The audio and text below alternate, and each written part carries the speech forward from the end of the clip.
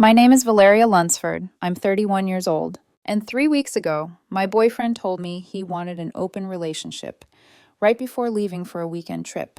I said, okay, not because I agreed, but because in that exact moment, something inside me went very still, very clear, like a door closing without a sound. For context, because it matters, I work as a senior infrastructure systems architect. I make good money. I own my car outright. No debt, no financial chaos hiding in the background. I wasn't dependent on him, emotionally or materially. I chose him. That difference becomes important later.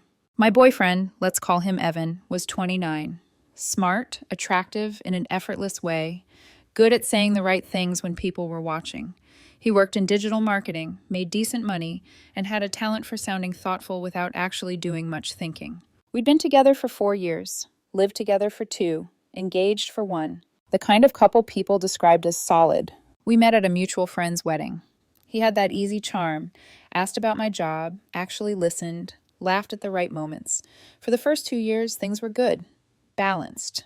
We traveled, split expenses fairly, talked about buying a house, timelines, kids, real conversations, not fantasies. I proposed to him last year on his birthday. Quiet dinner, no crowd, just us. The ring wasn't flashy, but it was meaningful. He cried, I cried. Our friends flooded social media with congratulations. I thought we were building something durable. Then, about 6 months ago, something shifted. At first, it was almost invisible. Evan joined a men's growth collective through his gym. That's what he called it. Sounded harmless. Discipline, confidence, self-awareness. I encouraged it. Growth is good, right?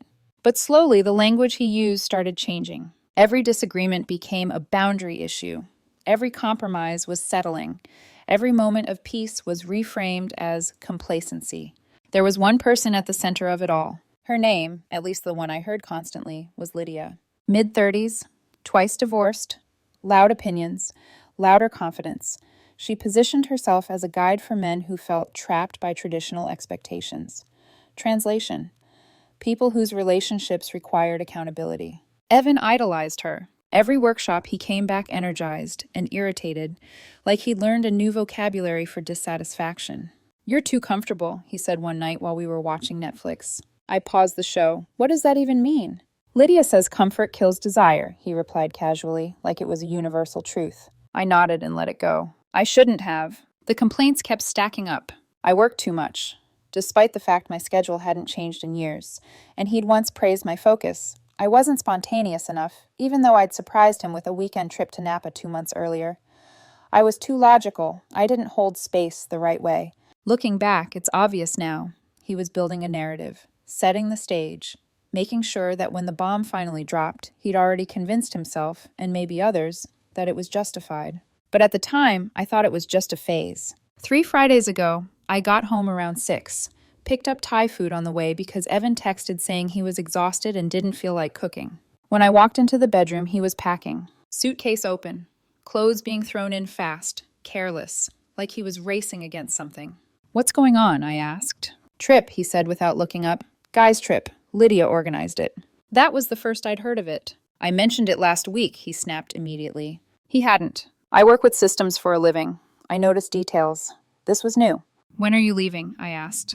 "Tonight. Flight's at 10. Strike 1, no notice. Strike 2, no discussion. Strike 3, a last-minute trip organized by someone I'd never met." I sat on the edge of the bed and watched him pack. "Where are you staying?" "Some hotel." "Which one?" "I don't know. Lydia handled it." My stomach tightened, not with jealousy, but with instinct. "Why are you interrogating me?" he shot back. Defensive, sharp. "I'm making conversation," I said calmly, "about my boyfriend leaving town." He zipped the suitcase hard. "This is exactly what Lydia warned me about. You're being controlling." I almost laughed. Asking where your partner is staying is controlling now? Then he turned to me, and I saw it. The look I'd never seen before. A mix of rehearsed confidence and borrowed courage. Like someone delivering lines they'd practiced in the mirror. "Valeria," he said. Full name, never a good sign. "We need to talk." I didn't interrupt. "I've been thinking a lot," he continued. "About us. About the engagement. I feel like we rushed into things, like I never really explored who I am outside this relationship." "Explore how?" I asked quietly. He sat down, launched into what was clearly a prepared speech. I think we should open the relationship. The room went silent. No ringing ears, no racing heart, just stillness. There it is, I said softly. It's not about sex, he rushed. It's about choosing each other intentionally, making sure we're together because we want to be, not because it's comfortable. You want permission to sleep with other people, I said evenly. Don't dress it up. His jaw tightened. If you can't even consider this, he said, standing up and grabbing the suitcase handle, then maybe we need to take a break. There it was. The ultimatum. Open relationship or we're done. I looked at him for a long moment, really looked. Then I said the one word he didn't expect. Okay. He froze. Okay? Yes, I replied calmly. Have a good trip. The confidence drained from his face. That's it? He asked. You're not going to fight for us? You just told me I wasn't enough, I said quietly.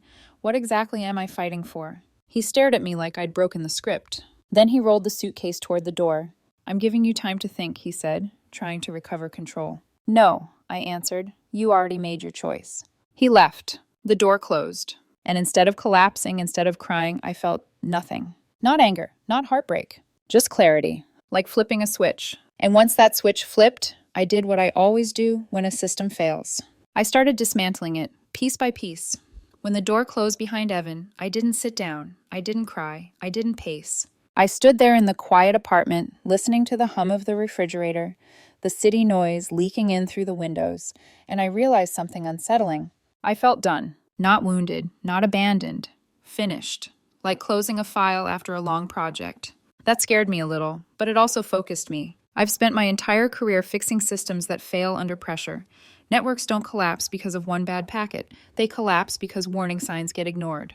And suddenly, everything made sense. Evan hadn't blindsided me. He'd been broadcasting the failure for months. I just finally stopped rerouting around it. So instead of spiraling, I did what I always do when something breaks beyond repair. I documented everything. First, evidence. I opened my laptop and started pulling records. Screenshots of our messages from the last 6 months, especially the ones where Evan referenced Lydia's advice, the subtle digs, the language shift, the growth rhetoric. I downloaded our shared calendar. No mention of this trip, not once. Then I walked through the apartment with my phone and took photos. Furniture I bought. Electronics I purchased before he moved in. Receipts buried in my email archives, neatly time-stamped. This wasn't about revenge. This was about clarity. Years in tech taught me one rule above all others. If it isn't documented, it didn't happen. Around 7:30 p.m., I texted Marcus, an old friend from college. He's a contract attorney. Sharp, calm, brutally practical.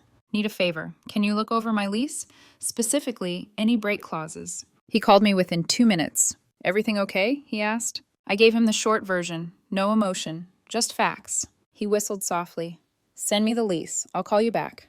While I waited, I did something else I should have done months ago. I logged into our joint checking account. 6 months earlier, Evan had suggested it, to make bills easier. I agreed because at the time, I trusted him. I moved my salary there automatically, every paycheck.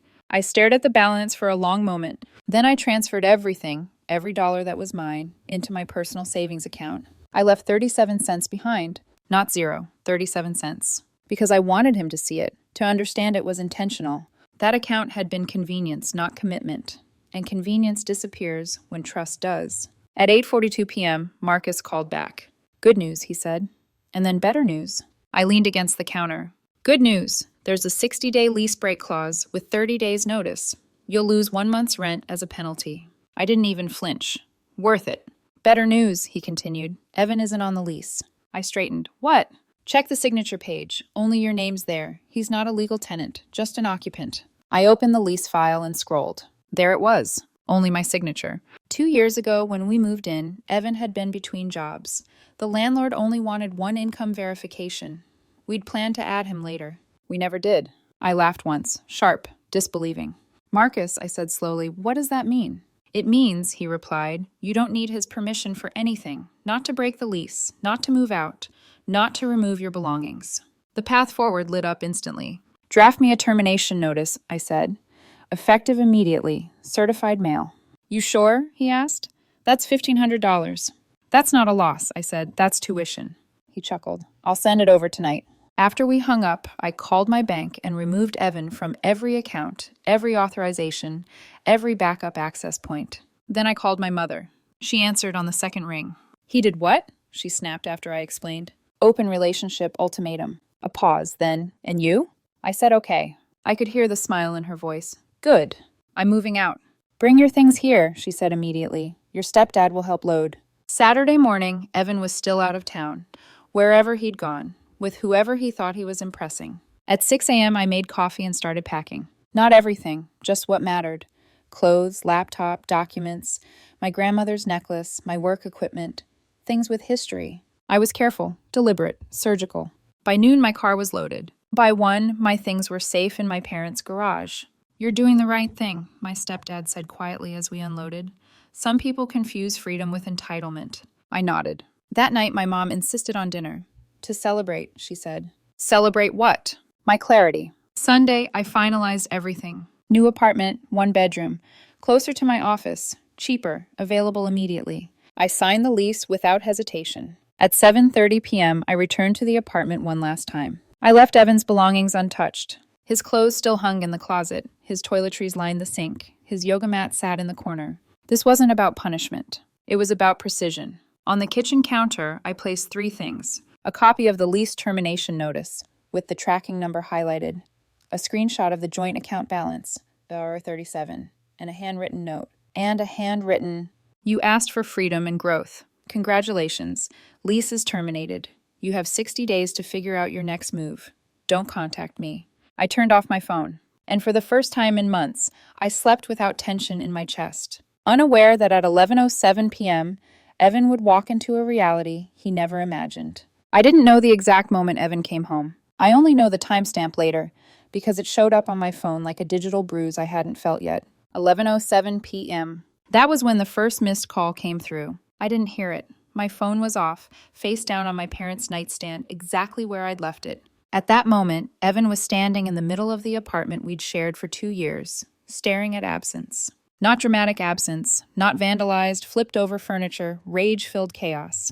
Worse, clean absence. I turned my phone back on at 6:00 a.m. Monday morning because I had movers scheduled for 7. The screen lit up like a slot machine hitting maximum payout. 47 missed calls, 63 text messages, 5 voicemails, all from Evan. A few from unknown numbers, friends probably, maybe Lydia. I didn't listen to anything. I didn't read a single message. I brushed my teeth, got dressed, and made coffee like it was any other Monday. At exactly 7:01 a.m., the movers arrived. Professional, efficient, quiet.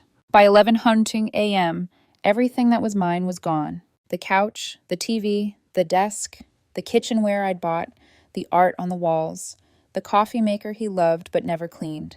The apartment looked hollow, like a hotel room after checkout. The head mover, a broad guy named Rick, glanced around before they left. "Whoever's staying here is going to have a rough time," he said. "Looks like a breakup." I handed him a tip. You could say that. At 11:42 a.m., curiosity finally nudged me. I sat in my new apartment, empty except for a folding chair and my laptop, and opened Evan's messages. The first ones were confusion. "Valeria, where are you? What happened to the apartment? This isn't funny." Then panic. "Call me right now. Did you seriously move out? We need to talk like adults." By noon, the tone shifted. "This is why I needed space. You're being reactive. Lydia warned me you'd do something like this." That one made me smile. Lydia warned him I'd respect myself? Then came the bargaining. I didn't mean it like that. Miami was a mess. I realized I don't want anyone else. I closed the thread and blocked his number. Every platform, every contact.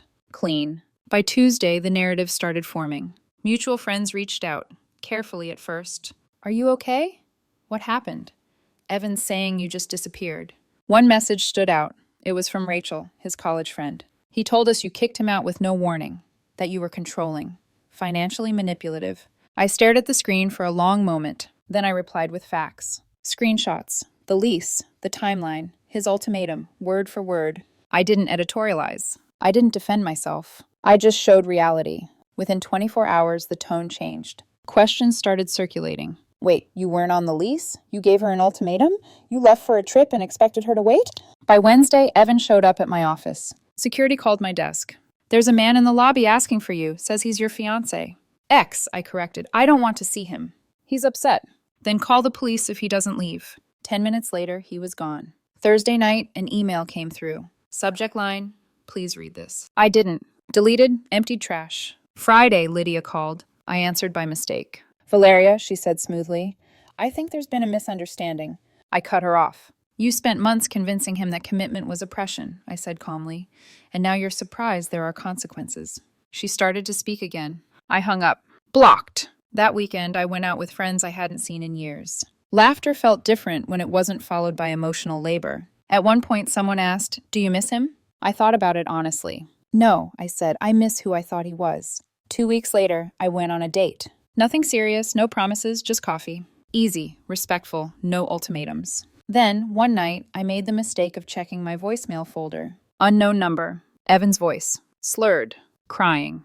I messed up, he said. I thought you'd wait. I thought you'd fight. I deleted it without responding. Because here's the truth he still didn't understand. Love isn't proven by endurance. And self-respect doesn't beg. By the 4th week, Evan stopped calling. Not because he'd accepted reality, but because his version of it had finally stopped working. That's when the emails started. Long ones. Carefully written, revised, probably reread a dozen times before hitting send. Each one trying a different angle, a different version of the same story. In his favorite version, I was cold, calculated, punitive. In another, I was fragile and overwhelmed, someone who ran instead of communicating. In the most creative one, I was abusive. Financially, emotionally, psychologically. I didn't respond to a single message. Because here's what people like Evan never understand. You don't win by arguing with a rewritten reality. You win by refusing to participate in it. The cracks started showing when his friends compared notes. Rachel called me one evening. I need to ask you something, she said carefully. Evan told us you blindsided him, but none of the details line up. I told her the truth, calmly, chronologically, no emotion layered on top. I sent her everything. The ultimatum, the lease, the timestamps, the messages where he quoted Lydia like scripture. There was a long pause. Oh, she said quietly. That's not what he told us. Within days, others reached out. Not to apologize, not even to comfort me. To confirm. Because when someone lies, they assume silence means ignorance. It doesn't. It means patience. Evan's social circle fractured fast. The ones who'd already bought into Lydia's ideology doubled down, calling me controlling, threatened by growth, unable to handle masculine freedom. Everyone else just stepped back. Neutral is devastating when you're trying to be the victim. By the 5th week, Evan was back living with his parents. At 29. Because he couldn't afford the apartment on his own. Because his freedom didn't include financial planning. Because the reality he'd rejected didn't disappear just because he was done with it. The drunk voicemails escalated. Some angry, some apologetic, some accusatory. One night I listened to one by accident. You didn't even fight, he slurred. If you really loved me, you would have fought. I stared at my phone after it ended. That sentence stuck with me, not because it hurt, but because it explained everything. To Evan, love meant compliance, endurance, silence. To me, love had always meant choice. And the moment he tried to take that choice away, the relationship was already dead. I ran into Lydia once, a coffee shop near my office. She was sitting across from a younger man, mid-20s, eager, nodding at everything she said. She saw me. I watched her face cycle through surprise, guilt, and then defiance. I didn't say a word. Just looked at her, held eye contact for a second too long, then turned away. Behind me, I heard the younger man ask, "Who was that?" "No one," Lydia said quickly. "Just someone from my past." I smiled to myself. She was right. I was no one to her, and she was nothing to me. By week 6, my life felt quiet again. Not empty, quiet. I'd stopped bracing for impact, stopped expecting emotional fallout, stopped checking my phone with dread. One evening, I made dinner and realized something strange. I was happy. Not euphoric, not relieved, just settled. And that's when the final voicemail came in. Different number, same voice. Sober this time. "I know you won't call back," Evan said softly. "I just needed you to know. Losing you broke something in me." I listened to the whole thing. Then I deleted it. Because his pain, real as it might be, was no longer mine to manage. And because some consequences aren't punishments. They're lessons. 7 weeks after Evan walked out with his suitcase and his certainty, it was Thanksgiving. I was at my parents' house. Real food on the table, real laughter in the room. Football murmuring in the background. My stepdad arguing with the TV like it could hear him. My mom handing me a glass of wine before I even asked. Normal. Grounded. Safe. At one point, my aunt leaned over and said quietly, "You look lighter." I smiled, because she was right. I wasn't carrying anyone anymore. By then, Evan had stopped trying to reach me entirely. Not because he'd healed, but because he'd finally run out of angles. Every version of the story he'd tried to sell collapsed under the same weight. Facts. No drama, no public confrontation, just reality, calmly documented. And reality doesn't argue. It just sits there. I was seeing someone new. Nothing dramatic, no whirlwind romance, no declarations. His name was Daniel. We met through friends. Drinks turned into conversation. Conversation turned into comfort. The healthy kind, not the kind Evan had learned to resent. Daniel didn't ask me to shrink, didn't frame peace as boredom, didn't confuse chaos with passion. One night, over takeout and a badly played video game, my phone buzzed. Unknown number. I ignored it. Then a voicemail notification appeared. Against my better judgment, I listened. It was Evan. Drunk, but quieter this time. Broken in a way that sounded permanent. "I know you're not coming back," he said. "I just needed to say, I was wrong about everything." There was silence on the line. Then, softly, "I thought you'd wait. I thought you'd fight for me." The voicemail cut off. I sat there for a moment, phone in my hand, feeling something. Not guilt, not longing. Just acknowledgement. He had lost something real, and I had saved myself. I deleted the voicemail. Not out of anger, out of closure. Daniel glanced over. "Everything okay?" "Yeah," I said honestly. "Old chapter closing." He nodded. Didn't pry. Didn't demand details. That's how I knew. Later that night, after he left, I opened my contacts one last time. Evan's name was still there. Not blocked, not muted. Just existing. I deleted it. No ceremony, no hesitation. Gone. Here's the thing people don't tell you about walking away. It doesn't feel heroic in the moment. It feels quiet. It feels like choosing yourself when no one's watching. Evan thought love meant endurance. Staying, bending, fighting to be chosen. I learned something different. Love is voluntary. And the moment someone turns it into an ultimatum, it's already over. I didn't lose a relationship. I escaped a future where I'd be asked to accept less, slowly, politely, until I forgot I deserved more. And this time I didn't fight. I walked away.